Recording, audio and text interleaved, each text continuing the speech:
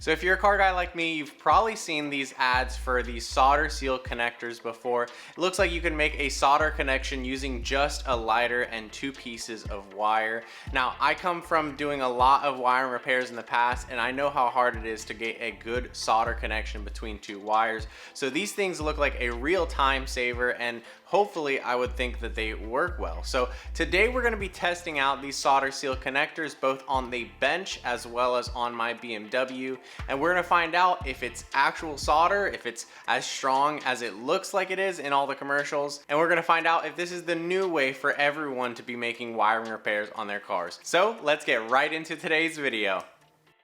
So here I have a box of these solder seal connectors. Obviously there's a lot of different companies that are making them, but I got these off of Amazon, and I'll put a link to them in the description below so you can check them out.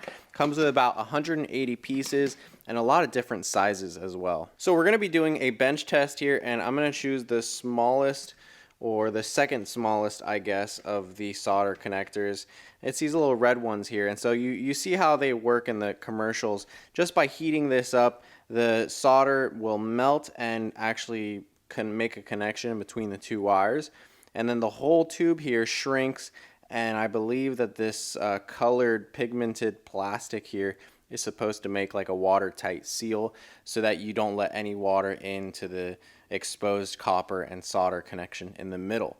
So I have a couple of wires here that we're going to do a bench test with. I'm just going to strip off the ends of the insulation here, and then we'll put both ends inside of this connector, and then we'll use a standard lighter to basically heat this up and make the solder connection. So let's see exactly how easy this is. Got my little tool right here, and we're going to pry off this insulation.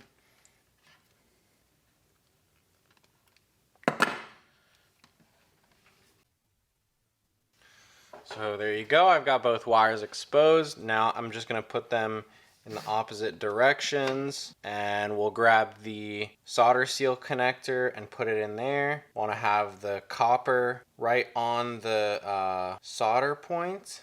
And we'll do the same thing on the other end as well. And now all we have to do is light it on fire. So I have my little mini Bic here.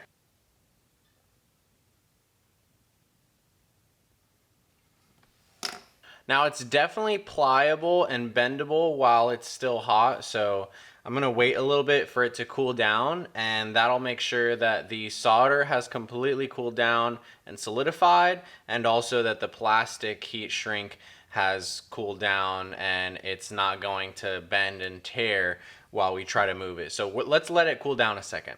Eventually. So I let it cool down, and it's probably about room temperature by now. I can, easily hold it. It's probably about, body temperature. So you can see it looks like there's a successful sort of solder connection inside of there. And the red from the plastic inside has definitely like expanded, got it longer. So yeah, let's try to test it. We'll pull on it really quick. Now look, that seems pretty strong. I'm definitely not holding back there, I guarantee you that.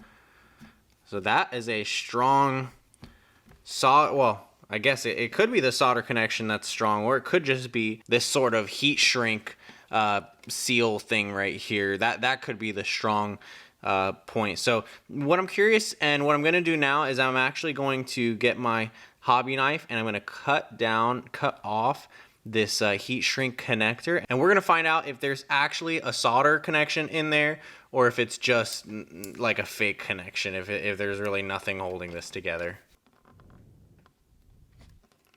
So I've now completely torn off the heat shrink wrap that goes around the outside of this solder connection, and looking at this thing closer, it seems like it's actually like a good solder connection. Like, this looks about as good or better than I could do with my Harbor Freight soldering gun. So yeah, let me see if we can pull this apart now that it doesn't have this this plastic here.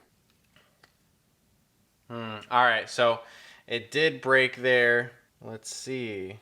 Well, I guess it held up there. Maybe I could get that in the slow-mo, but there was one pull, and I really went for it on the second pull, and it did come loose.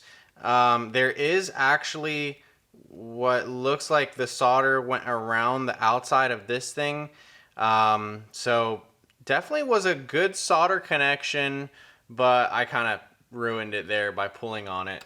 But I think you saw how strong it was with this plastic here. So clearly a lot of the strength goes into this plastic shielding, and then a lot of the actual connection is good. I mean, it definitely bonded both of these things in there together pretty well, I'd have to say. And if I wanted to have prepped this better, I could have used some flux, probably cleaned this with some flux before we did the connection. But this is with zero flux. This is just using the solder seal connector from the kit with a little mini lighter, not even like a torch or anything like that. So you know what, I actually went and redid this whole setup, went ahead and cut the wires off, tried to get a really clean snip so we didn't damage the copper wire, and then I put a connector on here, and then I torched it with our little lighter, and then I peeled back the insulation that's on the outside. So now we just have the solder connection, and I think this is going to be a lot stronger than the old one just because I got a much cleaner strip on the insulation. And so let's test it out. It's a really clean solder connection, as you can see. And check that out. That's strong right there, guys. I wish I could put like a weight or something on the end of this to show you just how strong it is, but I mean, you know, check this out. You can see that is the solder connection is right here, and I can literally I can literally hold my tool and bounce my tool off of this thing. That's how strong that solder connection is. So I think maybe the last one, maybe we just had some dirty wires, or I cut into the wire and that's what caused it to kind of fail pretty early. But this is a strong connection, guys. Oh, there it goes. All right, so just as I said that, it failed. But obviously with all the torture I just gave it, not really surprising. And if you look at how the connection failed, actually we just have like two little threads of copper wire left on the black side, and the rest of them are still in this solder connection right here. So it literally just failed from being bent, I think. Just like, you know, with metal, when you bend it side to side, it gets, look, I just broke off a piece. It gets brittle. That's exactly what we were doing by repeatedly bending this joint right here. So my conclusion is that not only is the plastic connector strong, but also the solder connection is very strong when you're using these. But now we're going to test these things for real inside of my BMW, because we have this little connector here. I actually got this from the junkyard off of another E46, but this is the connector to the rain sensor that goes on the windshield here. And unfortunately, mine was broken off, and it's actually causing some weird issues with the wipers. The wipers won't return to their normal position. So we're gonna go ahead and replace the connector. Well, we're gonna install this connector in there using these solder seal connectors. So let's try it out. So you can see the wires, I've exposed them right here, kind of pulled them to the front. We're probably going to get a little bit of extra room by removing the rear view mirror, so I'm going to do that in a second here. But take a look, these are the original wires, and it seems like some of the pins have actually come out of the connector. They're broken in half. I have the old connector somewhere. I probably threw it away, honestly, but it was broken into two pieces, so it was useless to us. Now what we're gonna do is we're gonna cut off these little pins right here because we don't need them. Let's first get that cut, and then we'll bring out the connector.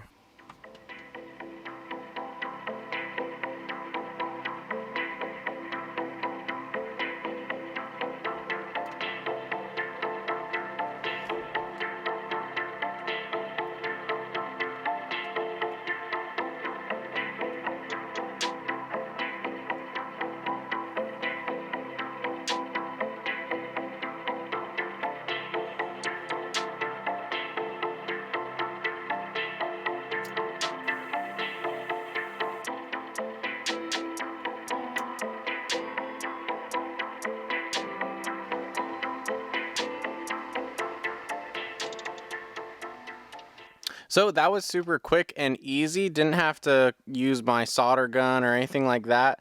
And all these connections look really good. What we're gonna do now is plug in our rain sensor, which is right here. So that is plugged in, and then we're gonna connect our rear view mirror, and then we're gonna put the housing on top of that, and that's gonna make this look back to stock exactly how it should be. All these wires are gonna be hidden under a black trim piece, so you don't have to worry about seeing those ugly solder connections. But yeah, let's go ahead and reassemble that. And I'd say that this is a success on this particular application. It was really easy, and I didn't even set my headliner on fire. So definitely a success. Boom, there you go. Installed the rear view mirror as well as this little plastic trim cover here. So like you can see, you can't tell where the wires were before. They're completely gone. And we have this beautiful rear view mirror to show off our work. So I would definitely say that these things are worth the investment. About $15 for 180 pieces. Great to have in your toolbox just in case you need to make a quick solder connection. I'm not sure if I'll use a solder iron the next time or if I'll use these, but I'll probably lean this way because there's a lot less stuff to get out.